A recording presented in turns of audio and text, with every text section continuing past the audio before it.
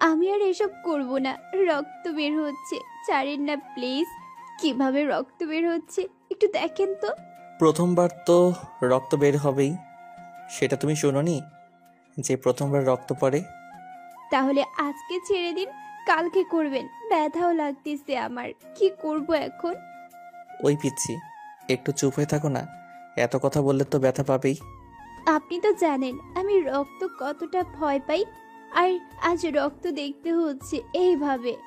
যেটুকু রক্ত বের হয়েছে বের হতে দাও, ওইটুকু পড়ার জিনিসই। দেখেন তো, রক্ত তো আরো পড়তেছে। এখন কি করব আমি? সেটুকু পড়ার পরে বন্ধ হয়ে যাবে। বিয়ের রাতে কি এগুলো করতেই হয়? না করলে কি হয় বুঝি না। কেন? তোমাকে কেউ কি কিছু বলেনি যে এটা করতেই হয়? তুমি তো পিচ্ছি, সেটাও আমিই জানি। তুমি তো কিছুই বুঝো না। ঠিক আছে, আমি তো পিচ্ছি, তাই এই আমি আর করতে দেব না।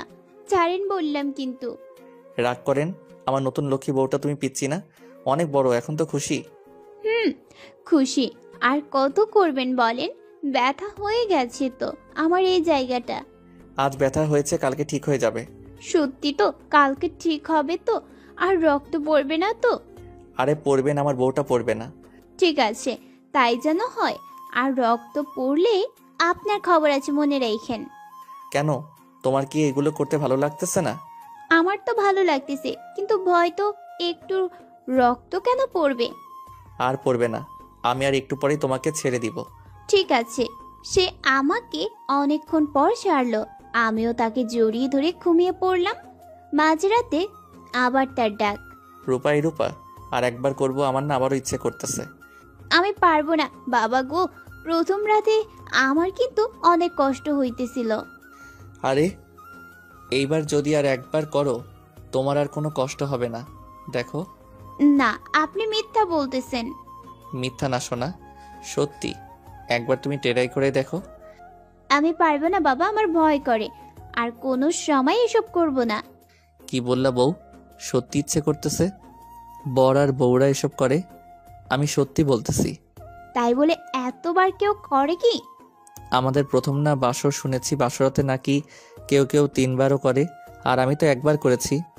তার মানে আপনি এইবার করার পরে আবারও একবার করবেন, হ্যাঁ? এইবারই শেষ, আবার কালকে করব। কালকে আর হবে না। আপনি রাজি আছেন? তাহলে করেন। সত্যি কালকে আর হবে না? না, হবে না। আমার যে অবস্থা করতেছেন, উহ, এখনো ব্যথা করতেছে। আচ্ছা, কালকেরটা কালকে দেখা যাবে।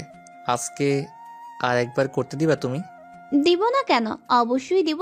আসেন আমার কাছে, আসেন। আমি আস্তে করে ওর গলায় আমার ঠোঁট বসিয়ে দিলাম। ও আবারও কেমন যেন করা শুরু করলো। অনেকটা পিচ্ছি তো তাই। বউ, তোমাকে কি করে বুঝাই? আমার তো বারবার এমন করতে ইচ্ছে করতেছে। আমার যে কি ভালো লাগতেছে। অনেক দিনের ইচ্ছে, ইস, অবশেষে পূরণ হলো। ওই, আপনি আমার গলায় কামড় দিলেন কেন? এমন করতে গেলে 2-1টা কামড় খেতে হয়। আজ শুনলাম। ভালো করেন, করেন। আমি যেন একটুও ব্যথা না পাই। হুম, আস্তে আস্তেই করব। যে তুমি পিচ্ছি তুমি না। আবারও পিচ্চি বললেন? আমি করব না, করব না, করব না। একবার বলছি না আমাকে পিচ্চি বলবেন না। বললাম না? আর তবুও এটা কইরো না প্লিজ, লক্ষ্মীটা। আচ্ছা, করলাম না। আমি রাজি। এরপরে আমাদের আবারও রোমান্টিক একটা ফুলসজ্জা হলো সকালবেলা।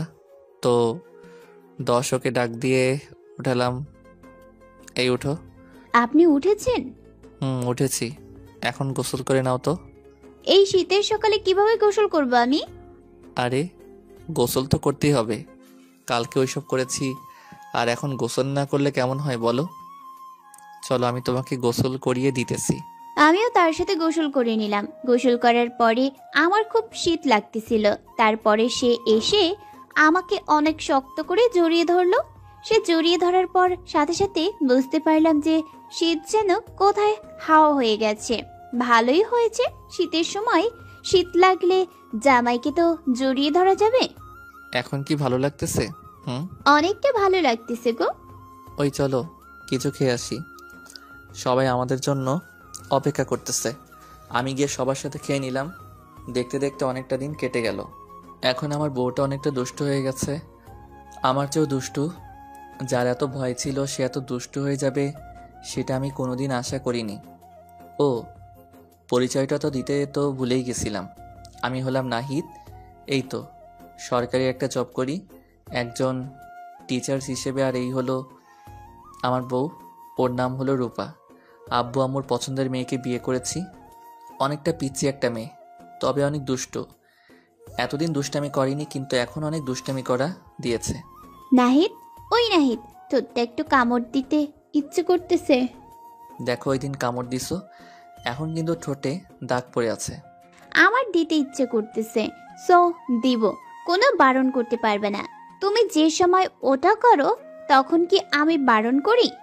দেখো বউ, শীতের দিনের ব্যথা কিন্তু কামড় দিলে একবারে রক্ত বের হবে। বের হলে হবে, তাতে আমার কি? আমি আস্তে করে তার কাছে চলে আসি, কিন্তু সে পিছিয়ে যাচ্ছে। আমি তার কলার ধরে পায়ের উপরে উঠে পড়ি।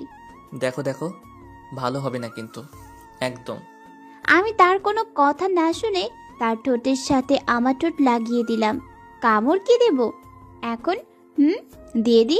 আমি আস্তে করে কামড় দিলাম। উম, উম, রক্ত পড়বে কিন্তু। পারেননি, ছেড়ে দিলাম। আমার সাথে দুষ্টামি না, এর চেয়ে অনেক দুষ্ট হয়ে গেছো, তাই না? দেখাচ্ছি। আমি ওকে কোলে নিয়ে খাটে নিয়ে চলি, তারপরে ওর পেটের উপরে বসে পড়ি। ওই পেট থেকে ওঠো, ব্যথা পাইতেছি। উঠবো না। এত চালাক হয়েছো কেন তুমি?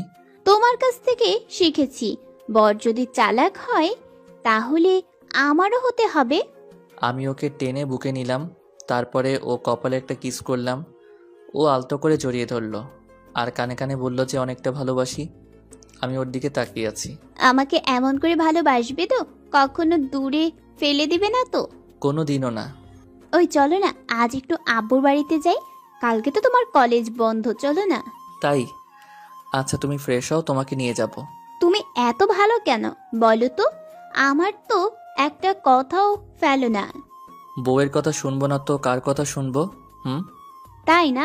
এমন করে শুনবে তো? হুম শুনবো। এই যে আপনারা এখন যান, আমি একটু শ্বশুর বাড়িতে যাব। আর হ্যাঁ, আমাদের জন্য কিন্তু অবশ্যই দোয়া করবেন। দেখা হবে আবারও আপনাদের সাথে নতুন কোনো একটা গল্পে।